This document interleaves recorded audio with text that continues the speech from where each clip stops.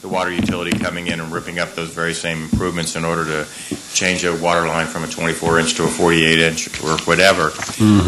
We have multiple mechanisms in place now, both human to human and technology-based, designed to try to prevent that. The 6th Street project I mentioned is an example of that. When we do undertake the 6th Street project, we will be undertaking below-grade utility, making upgrades, improvements, maintenance, and so forth in conjunction with that, for cost-effectiveness reasons, but B, and perhaps equally or greater importance, to minimize the disruption to businesses that happens when these streetscape projects or infrastructure projects occur. I mean, it is painful, and I know there's been some concern along Colorado by some of the businesses there about the impact of that project. Leadership and implementation, one of the major recommendations there was that we move towards a model where we more actively engage in sort of public-private partnerships. Certainly the Waller Creek Conservancy partnership with the City of Austin moving forward is an example of that.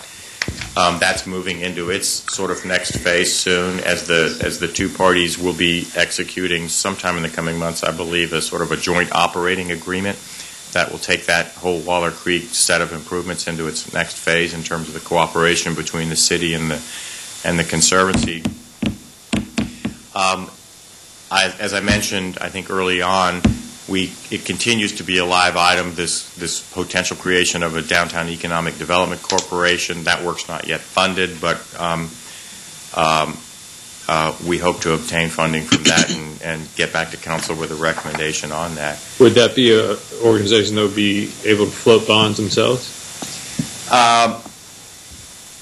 Potentially, yes. Some are. Some around the country are. I say potentially because it would be premature for me to say right now exactly what powers and authorities that would be vested with here in Austin. Excuse me, but there are projects, economic EDCs around the country that have that capability. For example, some EDCs, when they're created, they have been given an asset that produces revenue, like a parking structure or multiple parking facilities, and they're able to bond against the revenue stream from those revenue sources. So some have that authority. So just a check-in. We have officially, I think, 8 minutes left for the meeting. I'm about in. And so I would like to do, so just if we just really quickly wrap it up, because I want to leave I want to leave at least like 3 minutes at the end of the meeting for just a couple of wrap-up business that don't pertain to this item. Yeah. And so we can decide whether maybe we can put Mr. Robertson even at the beginning of one of our upcoming agenda. Well, I just think people are not able to extend anymore. Yeah. This is my last slide, and I'm not really going to speak to it. This is literally pulled from the Downtown Austin Plan. It was a 10-year investment priority set of recommendations. We've already, even 1 year out, made a pretty good, I haven't added everything up, but we're taking down a fair number of these items even already. So I'm optimistic about that, and it appears that the priorities of our policymakers continue to be aligned with allowing us to move forward on that. With that, I'll shut up and answer questions if you have any. And I think I would assume one of our main questions for you is a follow-up from what we asked you last year at our strategic planning retreat is just what can the commission do to support the implementation of the plan, especially the codification of the density bonus provisions, given that I think we'd like to stop seeing cure cases come to us. Yeah. Well, as I mentioned earlier, we would like to bring forward to you these proposed code amendments as we have them ready to go into the sort of funnel for adoption and approval through the Planning Commission and Council. Some of these, I mean, as you know, some of them are continued. They were controversial during the development of the downtown plan and probably will remain so. So I obviously, I can't nor will I try to steer you as to what position you should take on some of those controversial issues. The density bonus program is fraught with a number of issues that I suspect will never all be unanimous about. But I would, you more than any other body we get to deal with are our partners in terms of being the guardians of the downtown plan and the guardians of a healthy and vibrant downtown that we all want. So I'm hopeful that we can continue to work in partnership with you as we bring these things before you, and that you will, obviously give them their due, but then please pass forward to those who are actually going to be casting votes on it, the Planning Commission and Council, your recommendations, your thoughts, and your sentiments as to the priorities that they represent. Okay, thank you. And just a couple of minutes, any just quick questions or quick comments before we wrap this up? Oops, it's empty. Quick comment is that I understand that there have been some cases that for development that here in the downtown area that did not always come here to the Planning Commission. To the Downtown Commission. And we'd just like to make sure, because I was noticing in the, I guess would be maybe in our bylaws, I pulled some things out here from the Downtown Commission, what we're tasked with, and it is to review, and so I just like to make sure that in the future that happens. But if, since it hasn't happened, is it something that this council need to take action to make that happen? I think Mandy can answer that probably. Actually, there are a couple of things, but if the Planning Commission were to say, we're not going to rule on a case until it's been to the Downtown Commission, that would make a huge difference.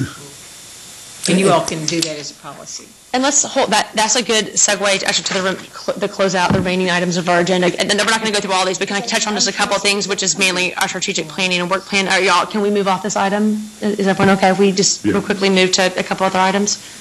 Okay, thanks. Thank you. Mr. Robertson, thanks. You're welcome. And of course, Michael and I are practically joined on the hip at this, so we're pretty much always at your disposal. And, but thank you for... we count on you to be our partners moving forward in this. If you need advocacy, let us know. Thank you.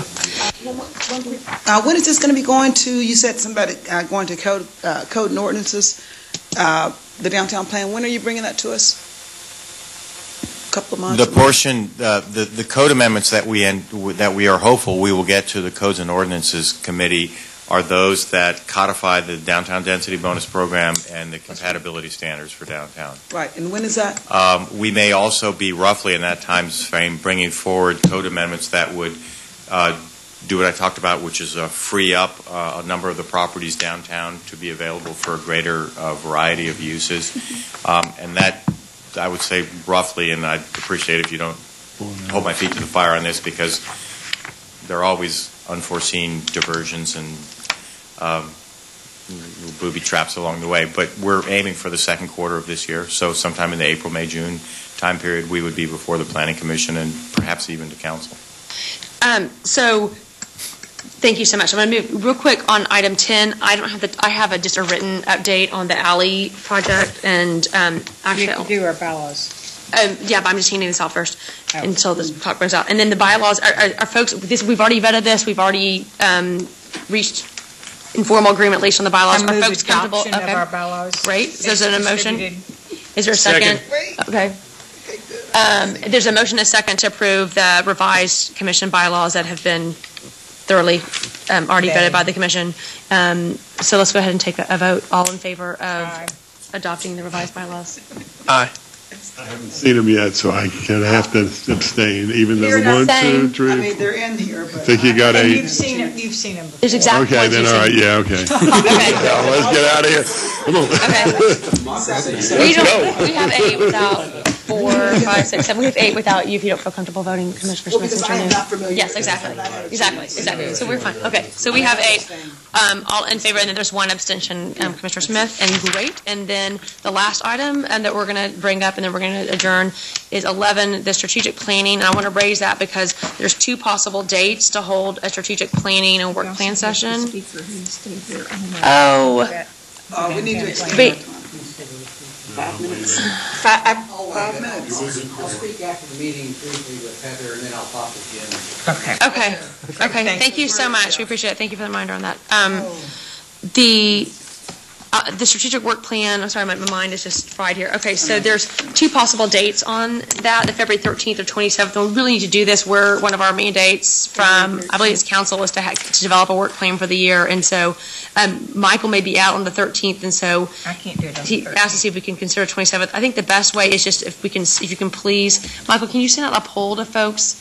Since a lot of people are not here, or just which of the dates are available, and whoever's available the most, whichever date works for the most people, or folks, okay, then we just set the meeting for that date, and then we have a regular board meeting. So which days are we considering? at this The point? 13th or February 27th. Or the 27th, okay. Our regular meeting is February 20th.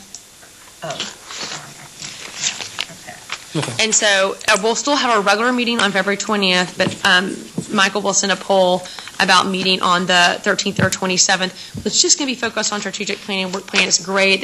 Your presentation, the timing's perfect for that, Jim, to be able to think about, what are some particular issues we want to hone in on and drive forward policy on, to be proactive. And this will be in the evening?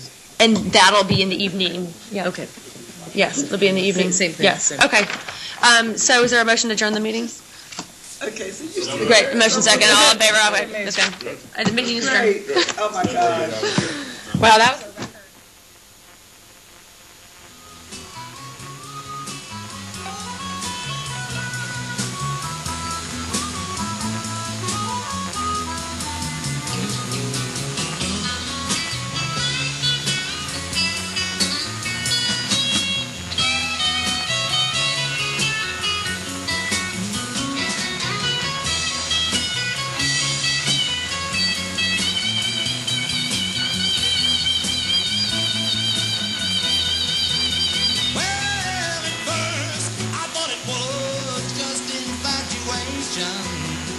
That a true love can last for so long. But now that I find myself wanting you, just to marry you and take you home, I know, darling, you